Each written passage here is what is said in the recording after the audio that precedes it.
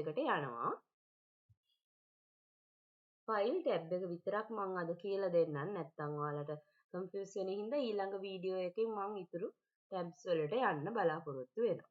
එතකොට file tab එකේ දැන් මම මේකේ save as කියලා දුන්නා. මෙතන තියෙන home එකේ තමයි දැන් අපි ඉන්නේ. මේ පෙන්නලා තියෙන්නේ home එකේ.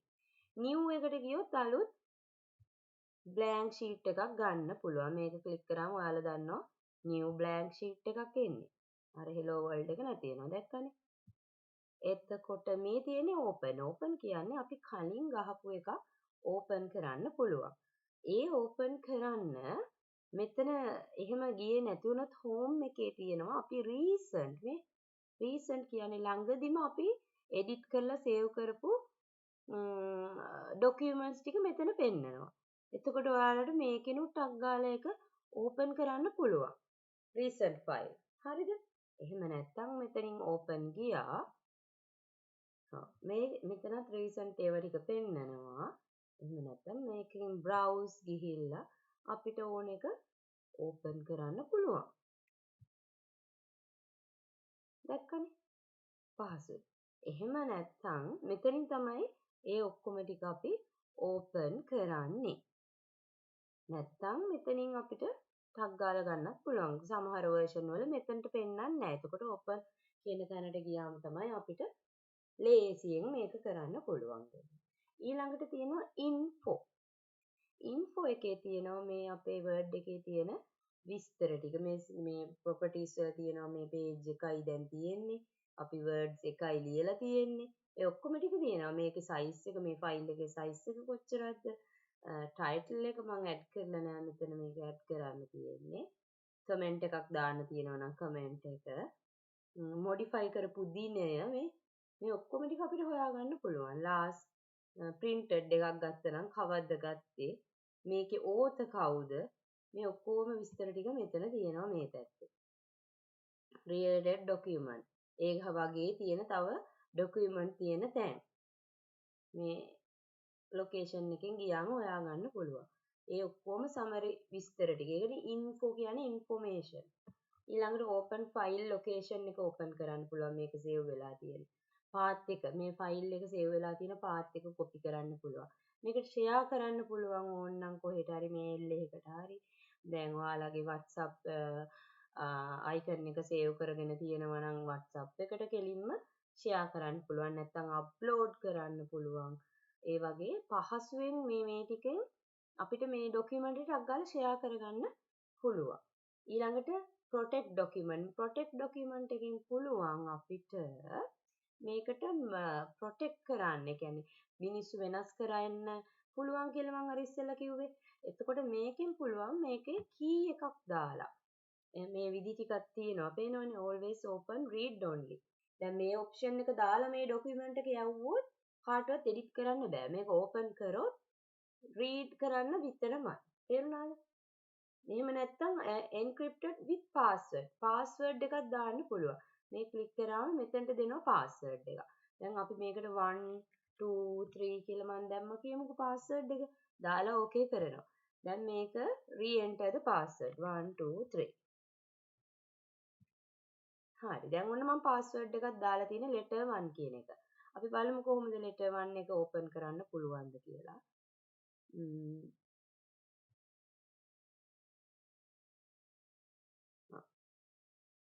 letter 1 කියන එක මම close කරා.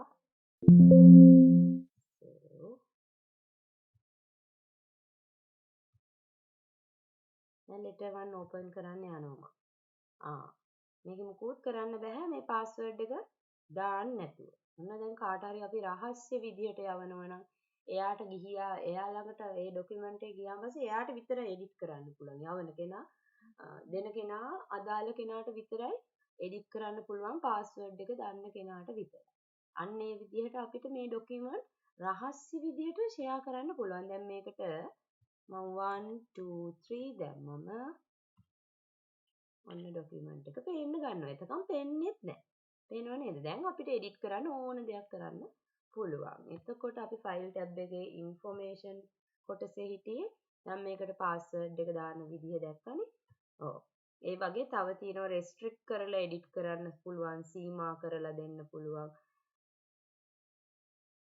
මොන හරි issues හොයන්න in inspect document.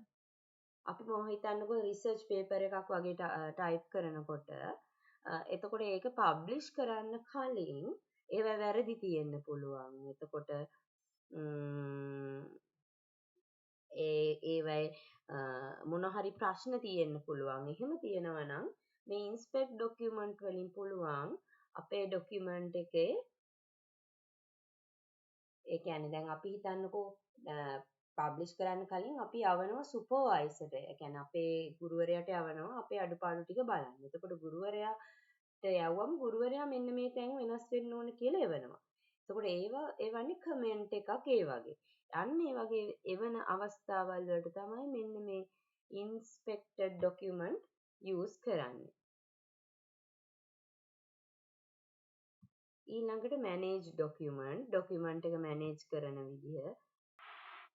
මේ සමහර ඩොකියුමන්ට් එකපාරම හිතන්නකෝ මැෂින් එක ඕෆ් වෙලා සේව් කරගන්න බැරි වෙනවා කියලා.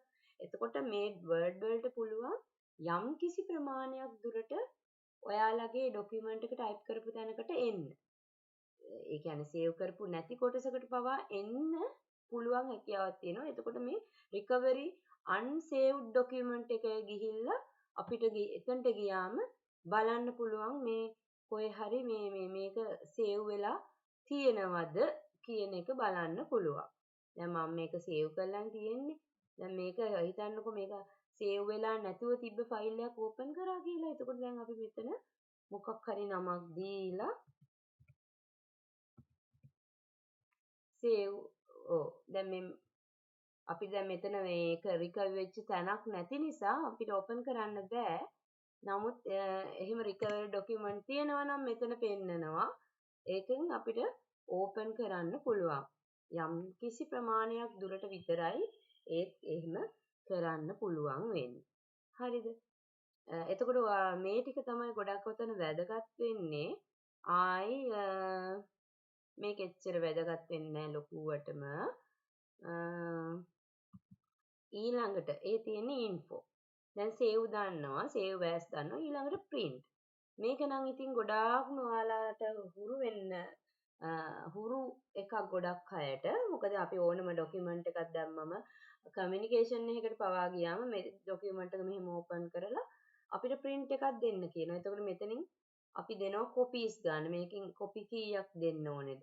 ඊළඟට මෙතනින් printerේ නම මොකක්ද කියන එක අපි හොයලා සිලෙක්ට් කරලා ගන්න ඕනේ මොන printerේටද යවන්නේ. ඕනනම් මෙතනින් printerේ properties වෙනස් කරන්න පුළුවන් ගිහිල්ලා ඒකේ තියෙන ඔයාලට ඕනනම්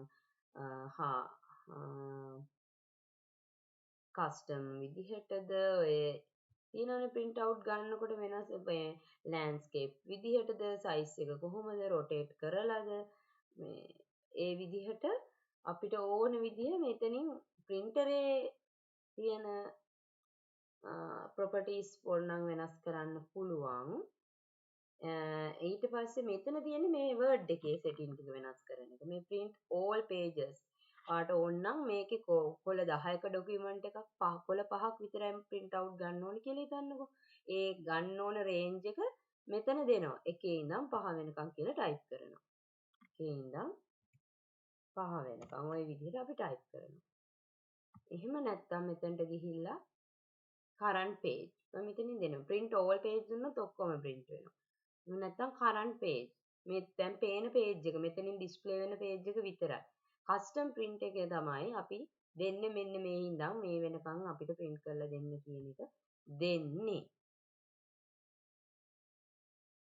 හරිද? ඊළඟට බලමු print one side. print one sided. only print one sided.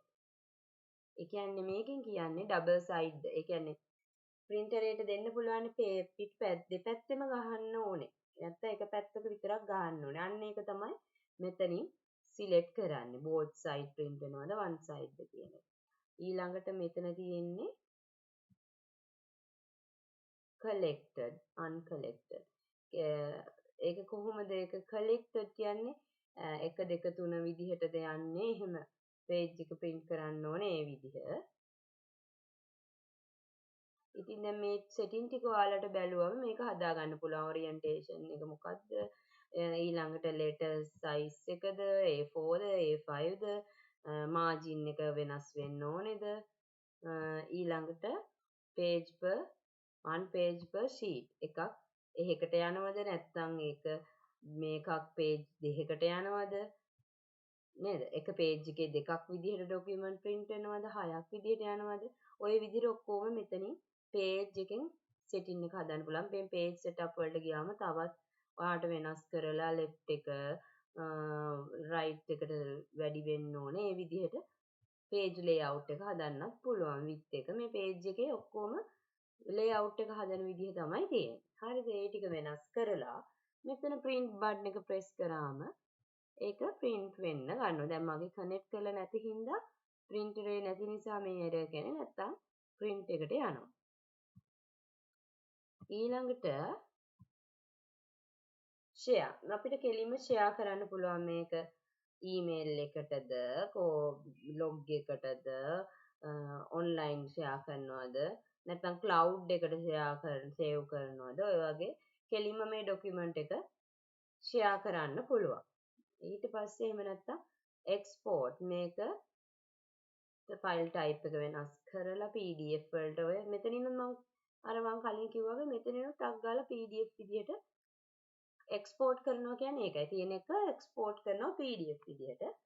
නැත්නම් XPS විදිහට format එකට save කරනවා. එතකොට ඒක කාටවත් වෙනස් කරන්න බෑ. change file type.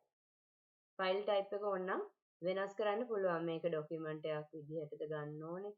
plain text එකක් විදිහටද ගන්න ඕනේ. ඒ විදිහට file type එක මෙතනිනුත් වෙනස් කරන්න පුළුවන්. export කරනකොට තමයි මේ වෙනස වෙන්නේ.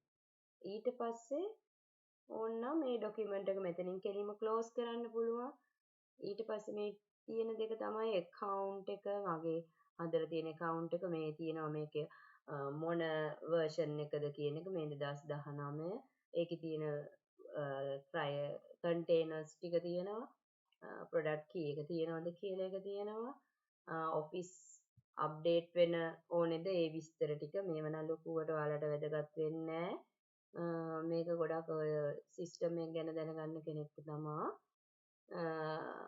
කලර්ෆුල් තීම් එක කොහොමද ඉතින් ඕනනම් ඔයාලට වෙනස් කරන්න පුළුවන් ඩාර්ක් ග්‍රේ හරි එහෙම දැන් මගේ එක තියෙන්නේ කලර්ෆුල් විදිහට එතකොට අපිට ડોකියුමන්ට් එකක් ගහනකොට හරි ලේසි yes වලට එහෙම ඊට අමතරව more option එකේ තියෙනවා තව feedback එකක් වගේ දෙනවා නම් ඒ වගේ options තියෙනවා මෙන්න මේ ටික තමයි ඒකෙන් මේ file tab එකෙන් ඔයාලට ගොඩාක් වැදගත් වෙන්නේ මම හිතනවා දැන් ඔයාලට පොඩි basic idea එකක් ඇති මේ word එක කොහොමද හසුරවන්නේ කියන එක. ඉතින් ඊළඟ වීඩියෝ එකෙන් හම්බෙමු මං home tab එක ගැන කතා කරන්න හිතන් ඉන්නවා. home tab එක ගොඩාක් විස්තර කරන්න තියෙනවා ගොඩාක් features ඉතින් මගේ ඊළඟ වීඩියෝ එකෙන් හම්බෙනකම් ඔයාලට සුබ දවසක්. මේ වීඩියෝ එකට කැමති නම් ලයික් එකක් දාන්න. මගේ channel එක තාම subscribe කරලා නැත්නම් subscribe button එක click කරන්න. සුබ දවසක්.